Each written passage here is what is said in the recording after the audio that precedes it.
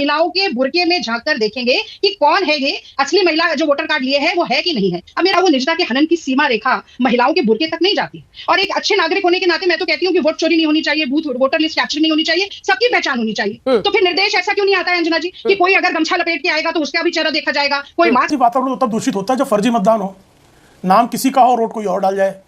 तो यदि जो है मतदाता सूची के अनुकूल जिस व्यक्ति के नाम जिसे मतदान करना है उसी व्यक्ति की पुष्टि होकर मतदान हो, तो इससे तो शुद्धिकरण हो रहा है।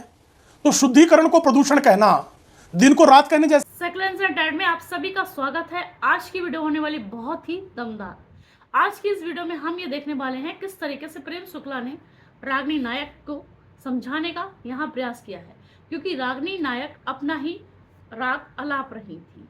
इस डिबेट वीडियो का जो विषय है वो विषय बिहार चुनाव में आई मुस्लिम पक्ष की जो लेडीज़ हैं, महिलाएं हैं, वो बुरके में आई हैं। उनकी जांच परख करने के बाद ही उन्हें अनुमति दी जाएगी वोट डालने की, और उनकी जांच करने के लिए वहीं की लोकल आंगनबाड़ियों के द्वारा ही उनकी जांच, उनको उनकी पहचान करने के बाद ही उन्हें अनुमति दी जाएगी। तो इस पर विपक्ष जो है वो भड़क उठा है।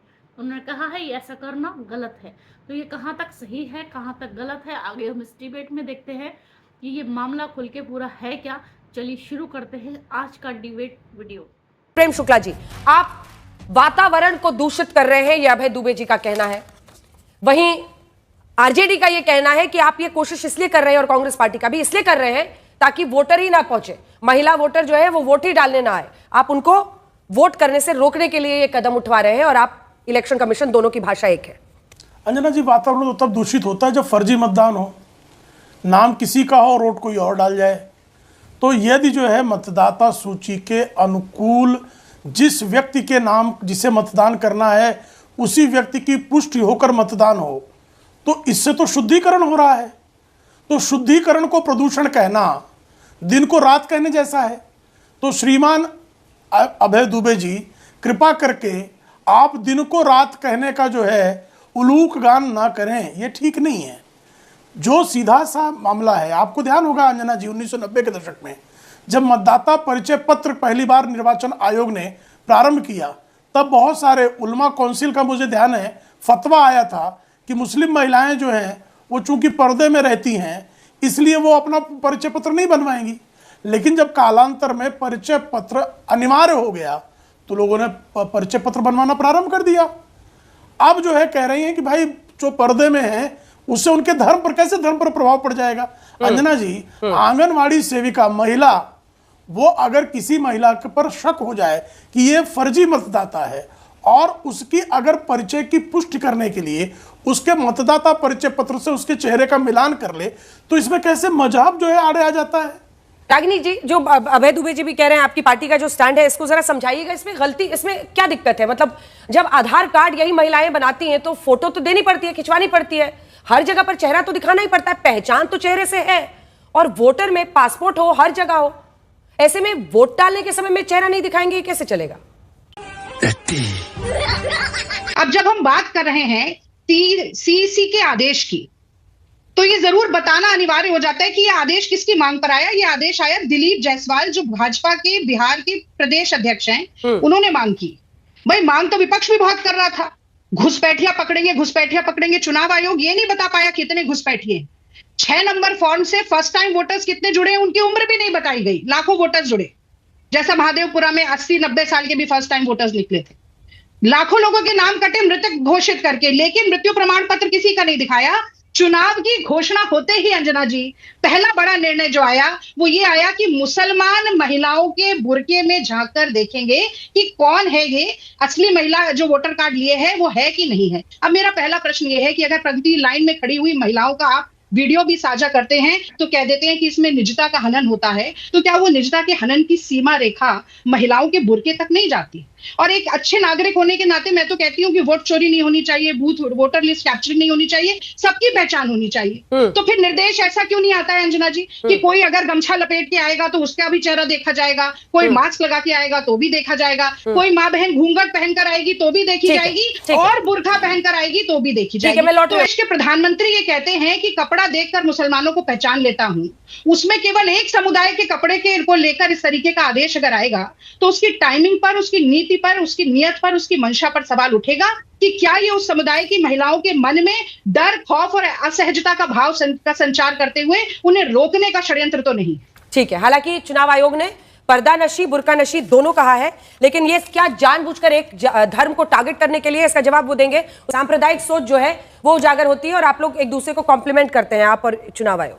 अंजना जी, मैं इसमें आप जो है कह रहे हैं कि भाई अगर किसी ने, आंगनवाड़ी सेविका ने अगर पर्दा उठाकर किसी की पहचान कर ली, साहब एयरपोर्ट पे हज यात्रा करने के लिए महिलाएं जाती हैं और सिक्योरिटी गार्ड गेट पर, पहले जो गेट होता है सिक्योरिटी चेक में आपको पासपोर्ट दिखाकर पर्दा उठाकर अपना चेहरा दिखाना पड़ता है। आज तक मैंने किसी को विरोध करते हुए नहीं देखा है। आधार कार्ड बनता है, आपको पर्दा उठाना पड़ता है। आप जो है पैन कार्ड बनाते हैं, आपको दिखाना पड़ता है। कहीं विरोध नहीं है, लेकिन वोट देने जाते समय अगर आपसे कह दिया तो भयभीत हो जाएंगी महिलाएं। अरे कैसे भयभीत हो जाएंगी? इसमें कौन सी भय की बात है? एक आंगनवाड़ी की सेविका अगर आप पर आशंका हो गई, आपकी पहचान की पुष्टि कर लेगी, इससे भय खा जाएंगी। गजब की बातें करते भाई, निराधार बातें, निरर्थक बातें, लगातार खोखले दावे, क्या औचित्य है इसका? हर बात की निंदा क्या एक आदत बन जाती है? मैं इसलिए ये सवाल पूछ रही हूं क्योंकि आप भी अगर विवेक से सोचेंगे, आप दोनों भी यही कह रहे हैं कि पहचान तो हर किसी की होनी चाहिए।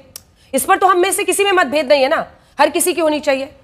कोई तर्क आपके पास है कि यह फैसला नहीं लिया जाना चाहिए कि भाई जो भी आता है पर्दे में उसको हटाए, उसको बुर्का दिखा के या अपना घूंघट हटा के चेहरा दिखाना होगा? आपने अगर इतना ही सुशासन होता और महिलाओं का इतना ही सशक्तिकरण, सुरक्षा और स्वावलंबन हुआ होता बिहार में, तो ये 10,000 रुपए की रिश्वत आपको नहीं देनी पड़ती है इन वक्त में। और इन 10,000 रुपए से मैं बता दूं कि नाली की गैस पर पकौड़े भी नहीं तले जा सकते, वो उसके लिए भी पर्याप्त नहीं है।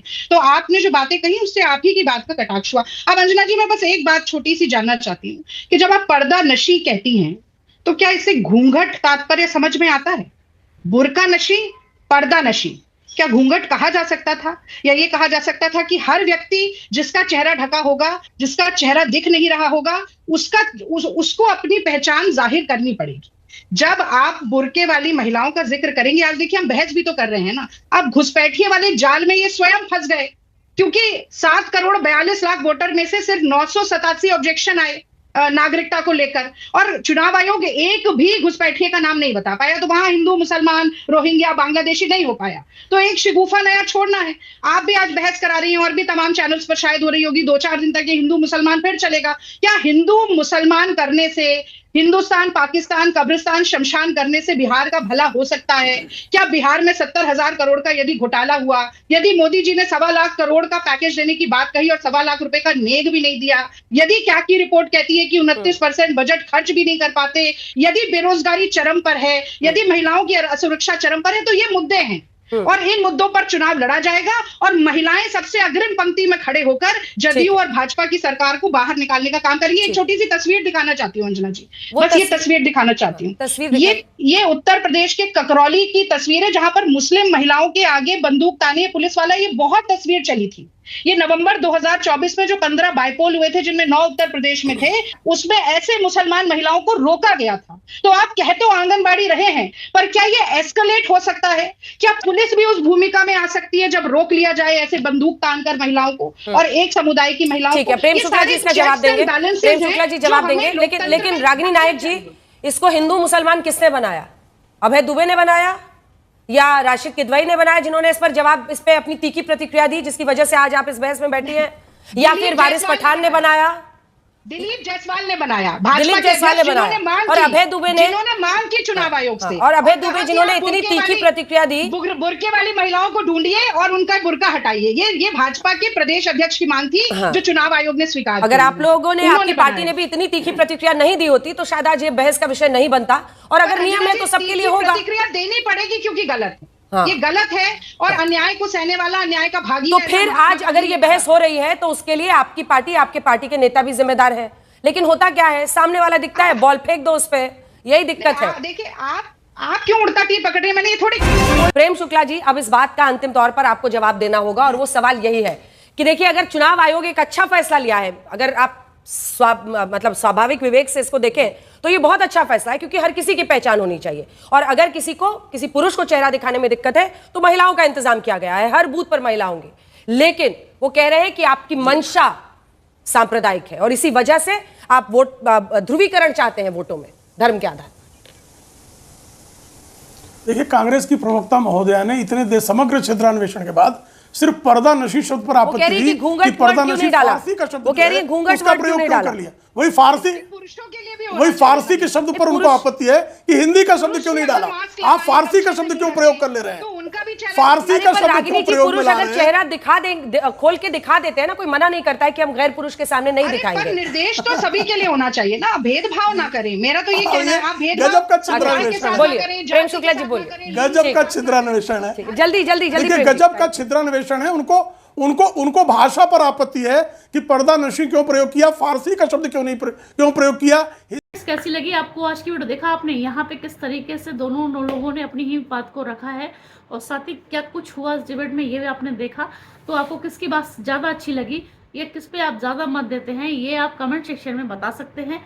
ऐसे ही एक और वीडियो के साथ अपनी मुलाकात होगी, तब तक कमेंट्स में लिखना ना भूलें। जय हिंद।